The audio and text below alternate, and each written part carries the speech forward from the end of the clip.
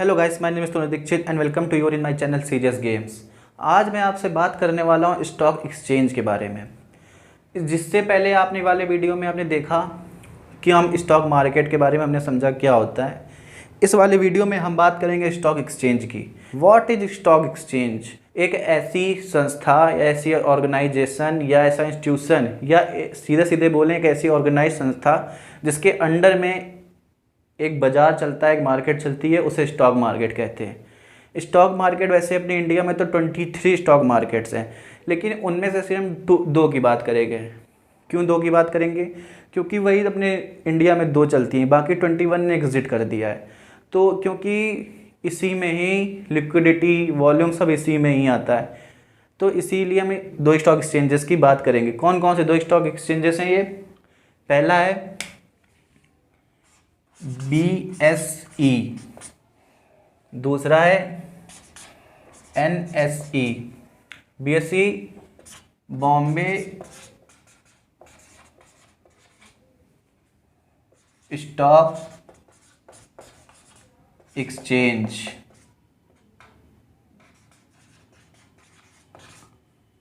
ये कब आया? ये आया 1875 में।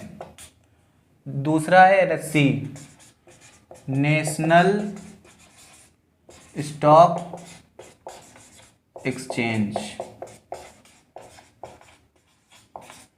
ये नया स्टॉक एक्सचेंज ये कब आया? ये आया 1992 में।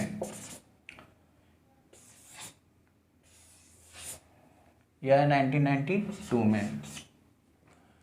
तो आपको पता चला कि अपने इंडिया में दो सबसे अच्छे स्टॉक एक्सचेंज हैं, एक है BSE, एक है NSE। BSE में क्या होता है? BSE हमारा इंडिया का ना कि पूरे एशिया का सबसे पुराना स्टॉक एक्सचेंज है, और जो NSE है वो सबसे बड़ा स्टॉक एक्सचेंज है इंडिया का। तो इसलिए हम इनके बारे में बात करेंगे, क्योंकि बड़े बड़े जो इंस्टीट्यूशंस होते हैं, इन्वेस्टर्स होते हैं, इसी में ही अपना बिजनेस ट्रेडिंग करते हैं या इन्वेस्टिंग करते हैं, या जो आप समझें वो इन्वेस्टिंग करते हैं। तो हम इनके बारे में बात करेंगे। अब हम बात करेंगे कि इन एक्सचेंजेस में हम बिजनेस किन किन चीज़ों का करते हैं। किन किन का करते हैं? शेयर का करते हैं, बोले तो इक्विटी भी बोलते हैं इसको।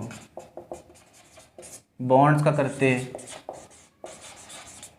और किस करते हैं? गवर्नमेंट सिक्योरिटीज़ का, गवर्नमेंट सिक्योरिटीज़ का,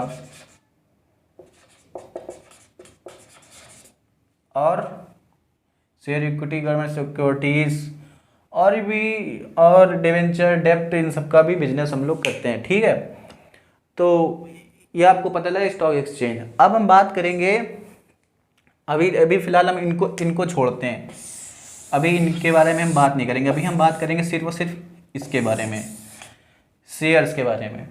तो अब हम बात करते हैं कि BSE और NSE में शेयर्स कितने हैं, मतलब कितनी कंपनीज लिस्टेड हैं। तो अगर हम BSE की बात करें तो BSE में टोटल कंपनीज 5500 के ऊपर है, और NSE में 1600 के ऊपर है। इतनी बात आपको समझ में आई? अगर टोटल देखी जाए तो दोनों में मिला के 7500 के ऊपर कंपनियां हैं अभी 2021 के डाटा के अनुसार। अभी 2022 का आया नहीं है, 2021 के अनुसार आपको मैंने बताया। ठीक है, अब इसके बाद हम लोग बात करेंगे कि इन एक्सचेंजेस में इनके जो बेंचमार्क होते हैं। आपने अक्सर सुना होगा कि भैया आज ये निफ्टी इतना ऊपर चला गया, सेंसेक्स इतना गिर गया, इस सब के बारे में आपने सुना होगा। तो इन्हीं के बेंचमार्क हैं। इनके बेंचमार्क कौन कौन से हैं? BSE का बेंचमार्क है, BSE का बेंचमार्क है सेंसेक्स। इसमें डिटेल वीडियो मैं बनाऊंगा, बाद में बनाऊंगा। अभी हम लोग एक्सचेंज के बारे में जाने। और इसका NSE का जो बेंचमार्क है, जो संदेश वो आगे बोलते हैं, वो है निफ्टी। ठीक है, इसके बारे में हम लोग बेंचमार्क के बारे में जाने। अब हम लोग ये जानेंगे कि एक्सचेंज से हम लोगों ने चीज़ खरीदी तो ये सिक्योर कितना है। तो मैं आपको बता दूं एनएससी और बीएससी अपने गवर्नमेंट के अंडर में काम करती हैं। गवर्नमेंट के अंडर जिसे कहते हैं सेबी। सेबी के बारे में मैंने आपको पिछले वीडियो में बताया है। सेबी के गाइडलाइंस के अंडर में इन दोनों एक्सचेंजेस को काम करना पड़ेगा। वो जो नियम बनाएगी इन एक्सचेंजेस को मानना ही पड़ेगा, वरना इनमें पेनल्टी लगती है और भी केस लगते हैं, मतलब कि ये सब चीज़ें वरना इनके ऊपर लगेंगी। तो इन दोनों को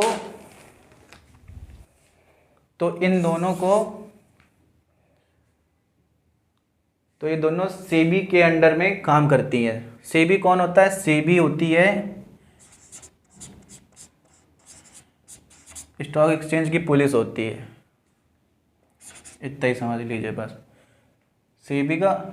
SEBI security and exchange board of India, ठीक है। तो इसकी गाइडलाइंस, सेबी की गाइडलाइंस के अंडर में एनएससी और बीएससी अपना एक्सचेंज चलाते हैं, ठीक है। अब हम बात करेंगे जब हम लोग इससे कुछ परचेस करेंगे, जैसे शेयर्स हमने परचेस किया, तो वो शेयर्स की ये भैया पहले क्या होता था, पहले तो आपको कागज़ मिल जाते थे शेयर्स के। अब क्या हो गया, अब इलेक्ट्रॉनिक फर्म में शेयर्स आते हैं। अब मतलब कि अब जब से इलेक्ट्रॉनिक ट्रेडिंग स्टार्ट हुई है, पहले क्या होता था इलेक्ट्रॉनिक ट्रेडिंग नहीं होती थी, तो बीएससी से सरकार गवर्नमेंट ने कहा कि इलेक्ट्रॉनिक ट्रेडिंग की स्टार्ट करने के लिए बोला, लेकिन बीएससी नहीं मानी, तो इसीलिए सरकार ने एनएससी को लॉन्च किया। तब एनएससी 1992 में लॉन्च हुई, वरना इसके पहले अपने यहाँ एक ही स्टॉक एक्सचेंज था, वो था बीएससी, जो 1875 में आया था। तो इसलिए अब एनएससी को सरकार ने लॉन्च किया, क्योंकि इन लोगों ने अपना अच्छा खासा मार्केट बना लिया था, बॉम्बे स्टॉक एक्सचेंज वालों ने। तो पूरी मार्केट एक ही तरफ ना रह जाए, मतलब कि, तो इसलिए एनएससी का लॉन्च किया गया। लेकिन आज के समय में बीएससी से ज़्यादा वॉल्यूम एनएससी में आता है। अब हम बात कर रहे थे कि अगर हम लोग करेंगे, शेयर्स खरीदेंगे, तो उसकी सिक्योरिटी कैसे हमको मिलेगी। सिक्योरिटी मतलब आपके शेयर्स की सिक्योरिटी कौन संभालती है? अपनी इंडिया की डिपॉजिटरी संभालती है। डिपॉजिटरी क्या होता है? आपने सुना होगा एनएसडीएल, सीडीएसएल। तो सीडीएसएल और एनएसडीएल ये डिपॉजिटरीज हैं अपने इंडिया की। इनमें आपके शेयर्स सुरक्षित रहते हैं। जब भी आप कहीं डीमैट अकाउंट से अपने शेयर्स को परचेस करेंगे, तो वो आपके शेयर्स कहाँ जाते हैं? वो इन्हीं के पास जाते हैं। इलेक्ट्रॉनिक फर्म में आपके यहीं बने होते हैं। आपको एक लॉगिन आईडी पासवर्ड, आप जाके वेबसाइट में लॉगिन करेंगे तो आपको आपके शेयर्स में दिखाई देंगे। उसको भी मैं आपके आने वाली वीडियो में आपको सब बताता रहूँगा, लेकिन आप इस वीडियो को देखते रहिए, आपको बहुत वैल्यू मिलने वाली है। तो सीडीएसएल क्या होता है? Central depository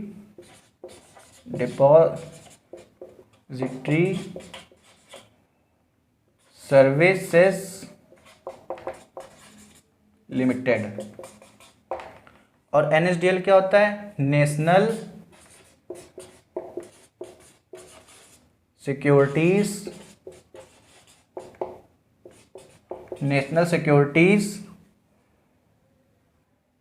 depository services, depository limited, ठीक है। तो इनमें हमारे शेयर्स क्या होते हैं? इनमें इलेक्ट्रॉनिक फर्म में, इन पे डिजिटल में हमारे रखे रहते हैं। अब बात करते हैं इन दोनों डिपॉजिटरी में कौन एनएससी को संभालती है, कौन बीएससी को संभालती है। तो बीएससी को, बॉम्बे स्टॉक एक्सचेंज को, के शेयर्स को, मतलब कि जो डिपॉजिटरीज जिसके अंडर में काम करता है ये, वो होती है सीडीएसएल, और एनएससी को संभालती है एनएसडीएल।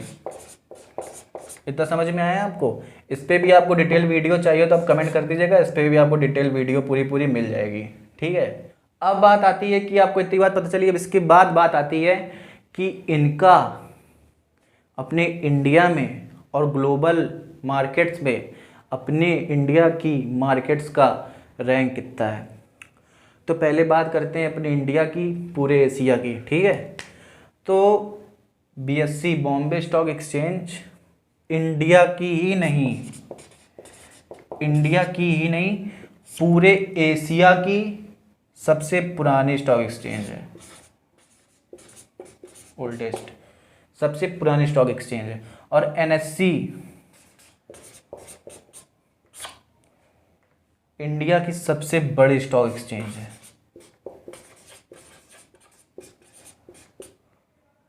अगर इस पे अगर अभी के 1 साल के पीछे का डाटा अगर मैं बताऊं आपको तो ये ओल्डेस्ट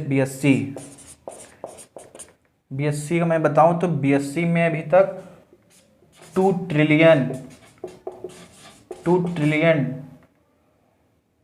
डॉलर का इसमें व्यापार होता है, और NSE में 2.27 ट्रिलियन डॉलर का इसमें व्यापार होता है। तो आपको इतना पता चला। और पूरे ग्लोबल मार्केट की अगर हम लोग बात करें तो BSE का पूरी ग्लोबल मार्केट में, पूरी की पूरी ग्लोबल मार्केट में BSE का 10वां स्थान है और NSE का 11वां स्थान है। समझ में आई इतनी बात? BSE का 10वां स्थान है और NSE का 11वां स्थान है। तो आई होप आपको वीडियो अच्छा लगा होगा, आप एक्सचेंज के बारे में अच्छे से समझे होंगे। अगर आपको नहीं समझ में आया तो आप वीडियो को दोबारा से रिप्ले करके देख सकते हैं। और अगर आपको स्टॉक मार्केट रिलेटेड अगर आपको और कुछ जानकारी चाहिए तो आप कमेंट करिए। नया चैनल है, प्लीज़ चैनल को सब्सक्राइब करिए। वीडियोस रेगुलर आती रहेंगी और मैं लाने की कोशिश करता रहता हूँ। और लेकिन ये सब कंटेंट बनाने में मेहनत भी बहुत लगता है, तो इसलिए आपसे मैं कहता हूँ कि प्लीज़ वीडियो को लाइक करिए, अपने दोस्तों के साथ शेयर करिए। ठीक है, मिलते हैं नेक्स्ट वीडियो में। Okay, tata, bye bye, Radhe Radhe, see you.